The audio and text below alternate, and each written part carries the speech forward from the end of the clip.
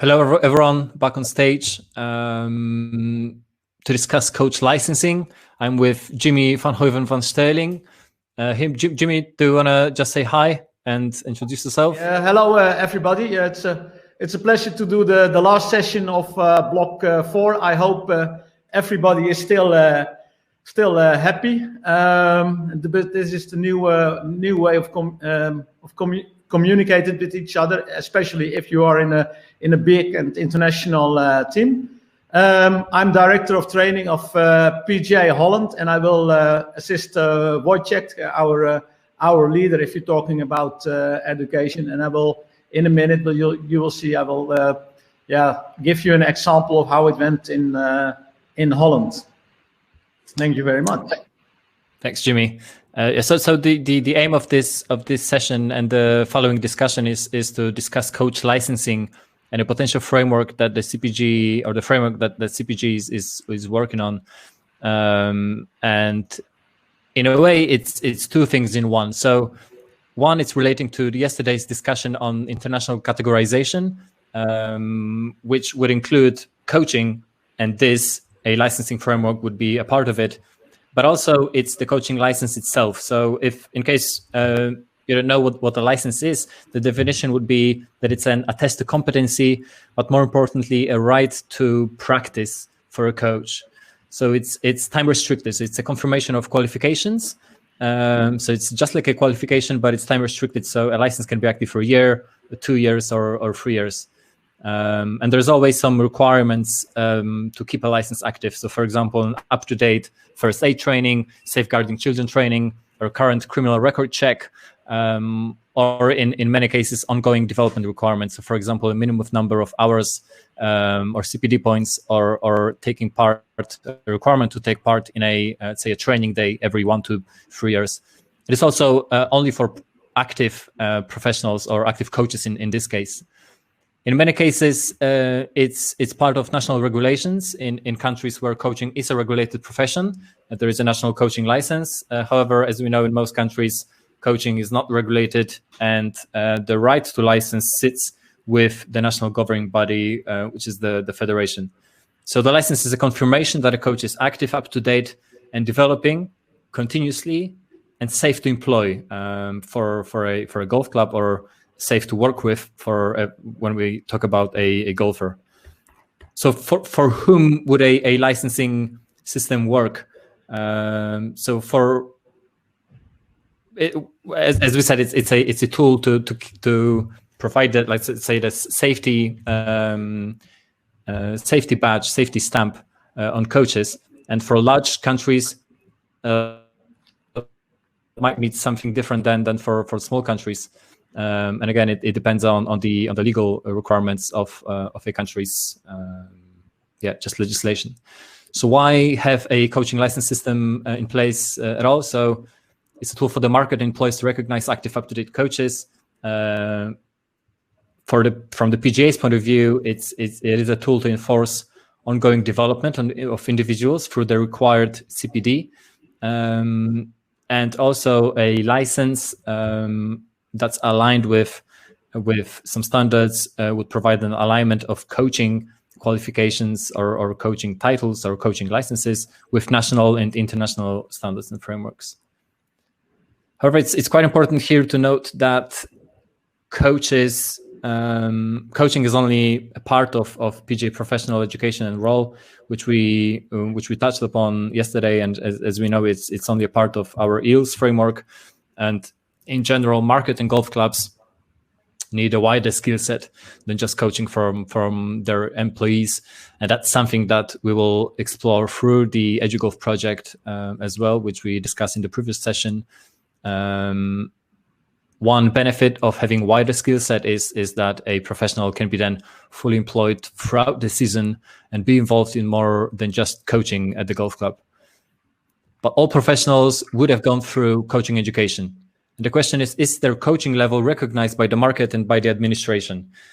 In many countries, the market would see golf professionals as coaches because that's mostly what they do. But is the level recognized rightly? Is the coaching level of the professionals recognized by the federation, by other sport organizations, by the main sport bodies in the country, and by the golfing market. So this whole discussion really is coming from the development of the International Golf Coaching Framework by the International Golf Federation, and actually by a working group led by Dr. Kai Philpotts, where all major PGAs were represented. Through golf becoming an Olympic sport, the IGF has to implement standards around coaching, just like they are in many other sports. And the framework gives us and all the golf organizations a common language, common terms, and requirements for golf coaches, and that's in line with the International Sport Coaching Framework. IGF also delivered pilot level 1 and level 2 coach awards in a number of countries worldwide as part of the Olympic Solidarity Fund. But a question, when we talk about being a coach and being a PGA professional, in countries where it exists, where coaches are recognized, where it's a separate license or separate qualification provided by the federation, there is, in a way, there's two titles. And the question is, would golf coach titles or a recognition of golf coaching ability and the role, would it be confusing for the market? As we said before, all PGA professionals have a coaching qualification and could have a coaching license, but not all golf coaches would have the professional title. So through the development of the International Golf Coaching Framework, the federations would want and would look at aligning their national systems with the international framework. So we will need to have those discussions sooner or later in the majority of countries. So now we're moving on to the actual work that we have started working on, which is a CPG coaching licenses framework. So it would be an international framework created to map existing coach licensing structures against the IGCF, the International Golf Coaching Framework, as well as against each other. So that's basically the same function as there is with the International Categorization Framework that we discussed yesterday. But also, this framework would be a reference for organizations to develop and set up their own coach licensing structures, and as well as some minimum requirements for CPG recognized licensed coaches, whether they're part of the PGAs or not, because we were discussing about the structures, not the actual individuals at this stage. And it will be a tool to recognize the level of coaching expertise of existing members of member country PGAs using the same language, so that we're able to say that coaches or golf professionals are on the same or maybe not on the same level throughout our membership. It would also help us in having an international unity through the usage of the same framework and the same naming convention, which could be as part of the first side of the membership card, which again was mentioned yesterday, to have like an international driving license in a way which would enable to compare the coaching qualities, but not only coaching. Coaching would just be a start. It would also enable creating an international registry of active coaches and their levels. And in the future, that could also include the DNA of learning, so the full learning, qualification, and CPD history of an individual. As I just mentioned on the previous slide, the framework would help prepare the PGAs, our PGA member countries, for the uptake of the IGCF by national federations, if it's required by the sport governing bodies. And through PGAs being ready, it would strengthen the PGAs through closer alignment of their education with national federations requirements. And it's important to know that that's actually, in most cases, the national systems, if there is a national coaching system, those would already be mapped against International Sport Coaching Framework, which would then align golf with other sport organizations. Coaching licensing on its own could also be an opportunity to widen PGA membership to licensed coaches, for example, as part of an affiliate group, which, again, we discussed yesterday as part of the potential new membership categories or membership groups of PGAs. But obviously, it depends on the national structures, national needs, and national requirements, keeping the PGA professional title separate and protected at the very top of the qualification pyramid. So the framework based upon the International Golf Coaching Framework would include 4 main levels and a pre-coach level. And those are here in the second column. You can see a mapping against the the European qualifications framework, some proposal of names, how those could be named. So it will be at pre-coach level. It's a community coach or an activator. Then level 1 would be a golf coaching assistant. Level 2, golf coach. Level 3, advanced golf coach. And level 4, master golf coach.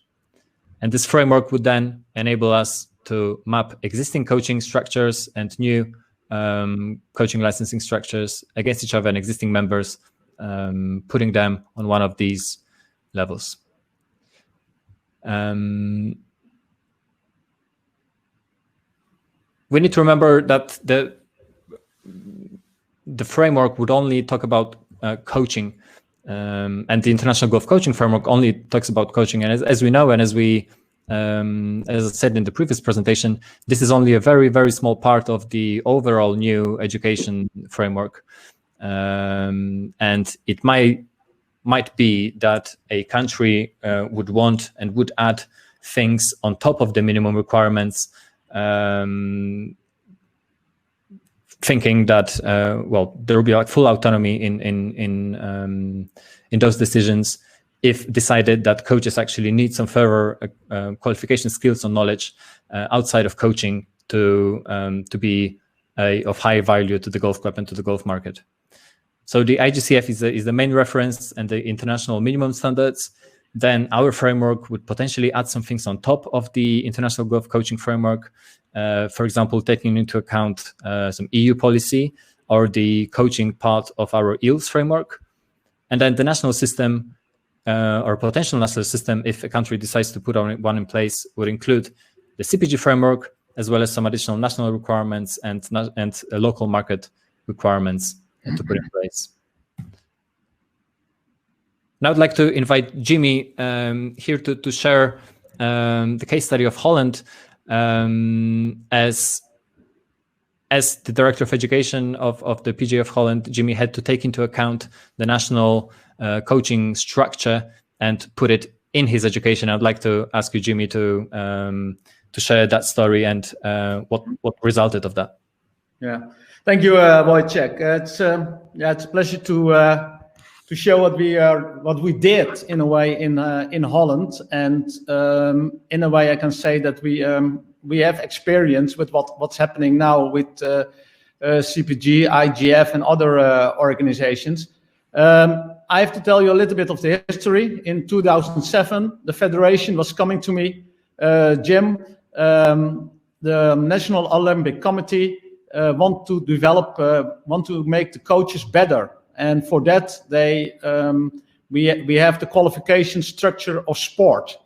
And so all sports, they had to implement or the levels of 1, 2, 3, 4, and 5. And that was the federation had to do that also to get subsidized and or get the benefit from a National Olympic Committee. But on the other hand, it was just I'm saying it was done because they want to have better coaches. Yeah.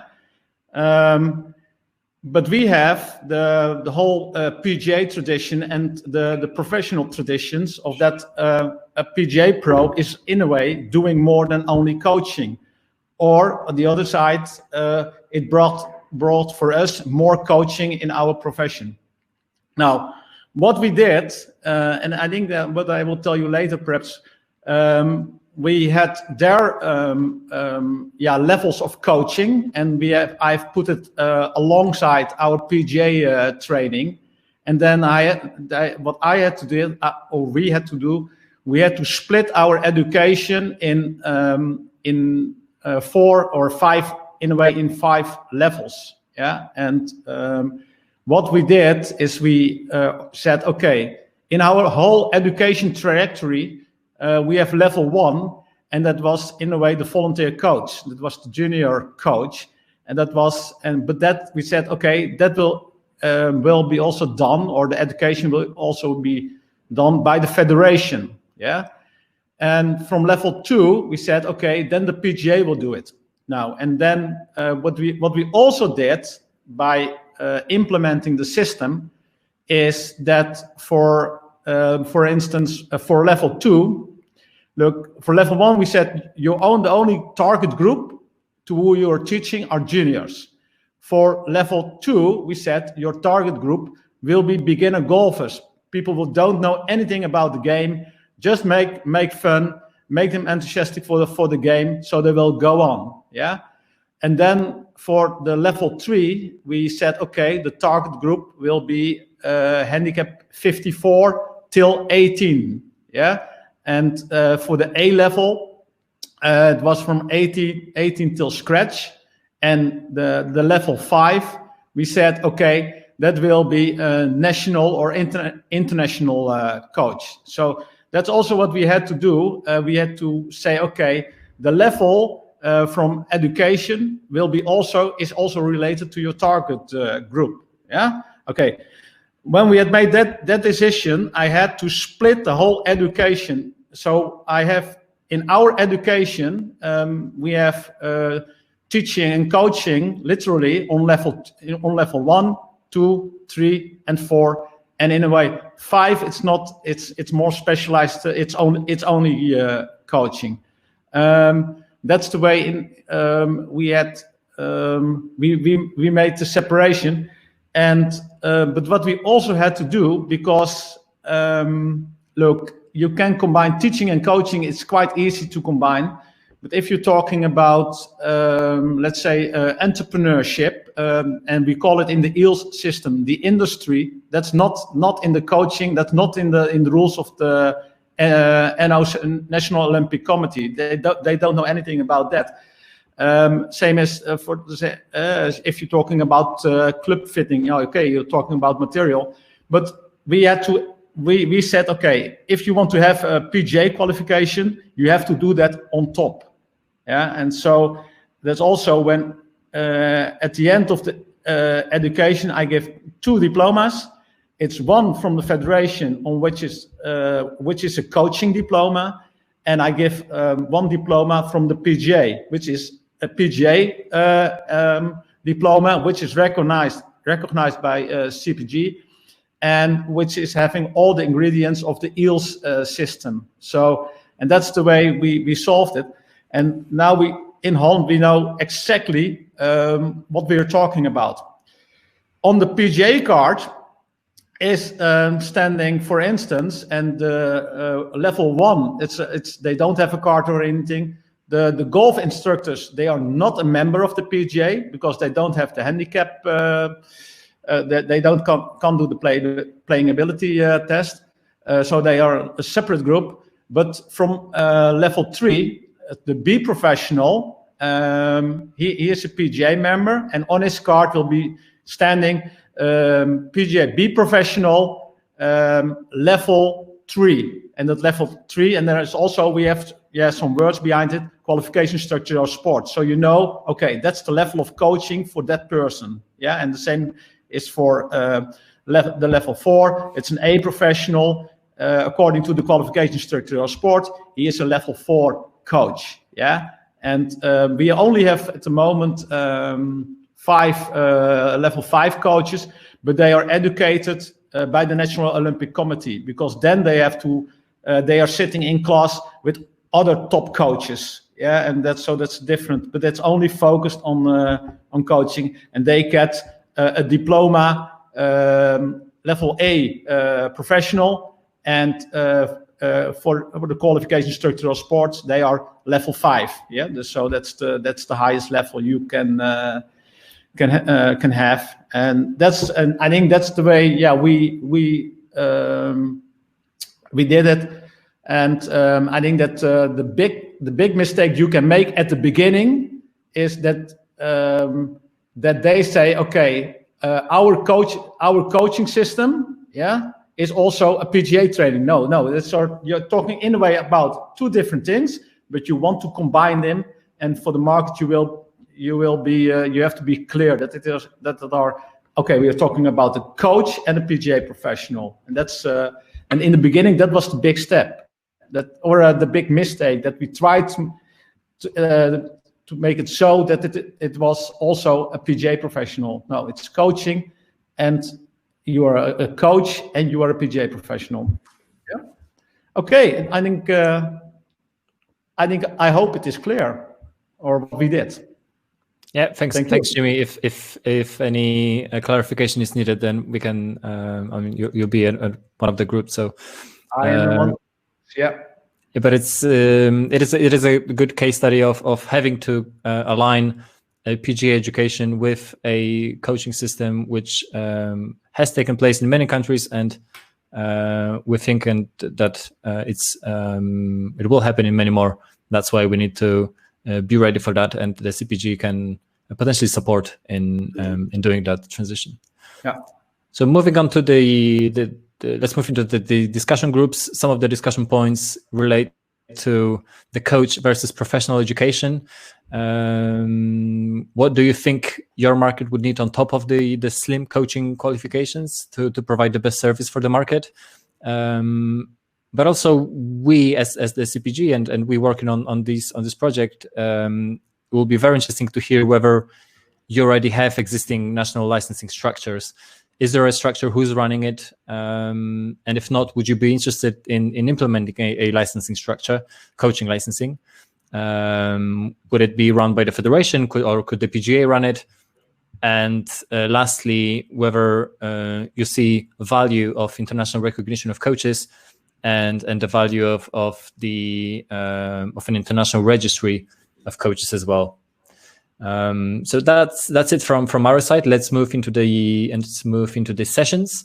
Thank you very much. Thanks, Jimmy, for your help. Ian, do you wanna add something to? Yeah. Thanks, guys. It's just to as this will be the last thing before we go into the sessions, and we won't get everybody back to stage. But thanks a lot for that presentation to both of you. Enjoy the last session, everybody, and we'll go into those groups.